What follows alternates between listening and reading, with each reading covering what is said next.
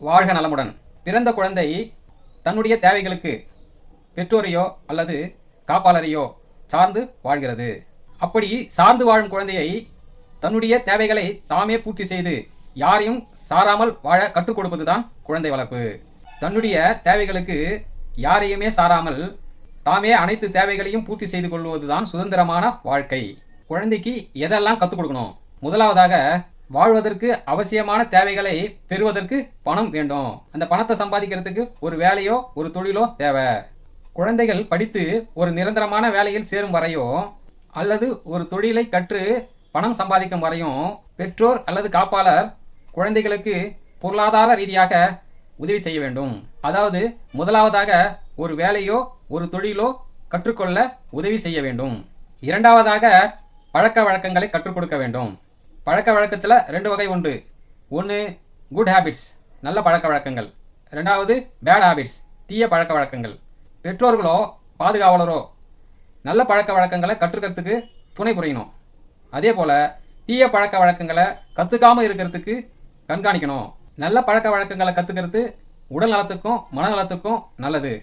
அதே போல் தீய பழக்கங்களை கற்றுக்கொண்டால் உடல் நலத்துக்கும் மனநலத்துக்கும் கேடானது.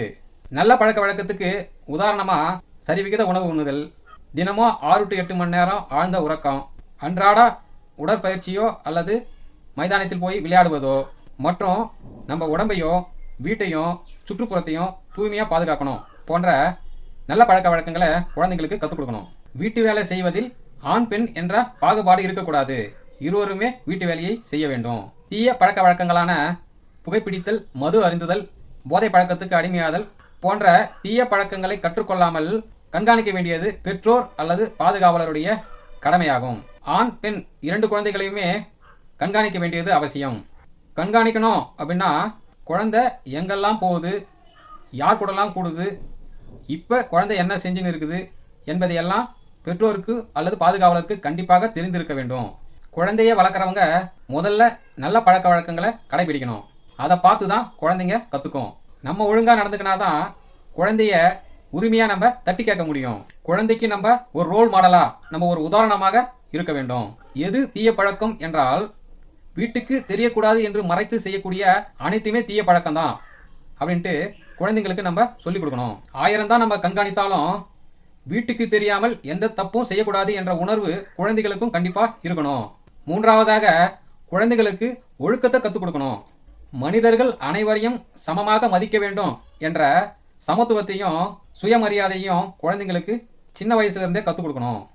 அதுபோல் பிறருடைய உடலுக்கு எந்த தீங்கும் ஏற்படுத்தக்கூடாது, பிறருடைய மனசு கஷ்டப்படும்படி பேசக்கூடாது, எந்த செயலும் செய்யக்கூடாது, பிறர் பொருளுக்கோ அவர்களுடைய உடைமைக்கோ எந்த பாதிப்பும் ஏற்படுத்தக்கூடாது, பிறருக்கு சொந்தமான பொருள் மீது ஆசைப்படக்கூடாது, திருடக்கூடாது, உழைத்து உண்ண வேண்டும்.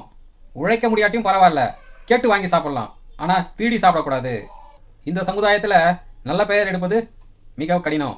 அதை விட அந்த எடுத்த நல்ல பெயரை காப்பாற்றுறது மிக மிக கடினம். ஒரு சின்ன தப்பு செஞ்சாலும் இவ்வளோ நாள் கஷ்டப்பட்டு காப்பாற்றிய பெயருக்கு, நற்பெயருக்கு களங்கம் ஏற்பட்டுரும். ஆகவே நேர்மையாக வாழணும். நேர்மையாக வாழ்ந்தால் நம்ம யாருக்கும் பயப்பட வேண்டியதில்லை. நம்மளை யாரும் கேள்வி கேட்க முடியாது. நம்ம யாருக்கும் கை கட்டி பதில் சொல்ல வேண்டிய அவசியம் இருக்காது. இந்த 3ஐயும், அதாவது கல்வி, பழக்க வழக்கங்கள் மற்றும் ஒழுக்கம், இது 3ஐயும் எந்த முறையில் நம்ம குழந்தைங்களுக்கு கற்றுக் கொடுக்கலாம்? நம்ம எதிர்பார்க்கிற நடத்தை குழந்தைங்கிட்ட ஏற்படுத்துவதற்காக தண்டனை கொடுத்து வளர்ப்பதா அல்லது செல்லம் கொடுத்து வளர்ப்பதா என்ற குழப்பம் எல்லாருக்குமே இருக்கு. குழந்தைகளிடம் நம்ம எதிர்பார்க்கிற நல்ல நடத்தைகளை பார்க்கும்போது பாராட்டணும், பரிசுகள் கொடுக்கணும். அதே போல தவிர்க்க வேண்டிய நடத்தைகள் குழந்தைகளிடம் காணும்போது தண்டனை கொடுக்கணும். அந்த தண்டனை அடிக்கிறதாவோ திட்டுவதாகவோ இருக்கக்கூடாது. அடித்தாலோ திட்டினாலோ அந்த குழந்தைக்கு பயந்தான் ஒருமை ஒழிய திருந்தாது. நமக்கு முன்னாடி பொய்யாக நடிப்பார்களே ஒழிய திருந்த மாட்டார்கள். அப்ப எப்படிதான் தண்டனை கொடுக்கறது? குழந்தைகள் தவறான நடத்தை நடக்கும்போது அவங்க மேல நம்ம எப்பவும் காட்டும் அன்பை, பாசத்தை கட் பண்ணிடணும். அவங்களோட சரியா பேசக்கூடாது, அன்பா பழகக்கூடாது. இதுவே ஒரு பெரிய தண்டனையாக இருக்கும். இந்த முறைதான் குழந்தைகள் திருந்துவதற்கு வழிவகுக்கும். இதுபோல நல்ல குணமுடைய ஒழுக்கமான நேர்மையான ஒரு குழந்தையை நம் இந்த சமூகத்துக்கு, அதாவது இந்த நாட்டுக்கு கொடுப்பது ஒவ்வொரு பெற்றோரின் கடமையாகும். வாழ்க நலமுடன்.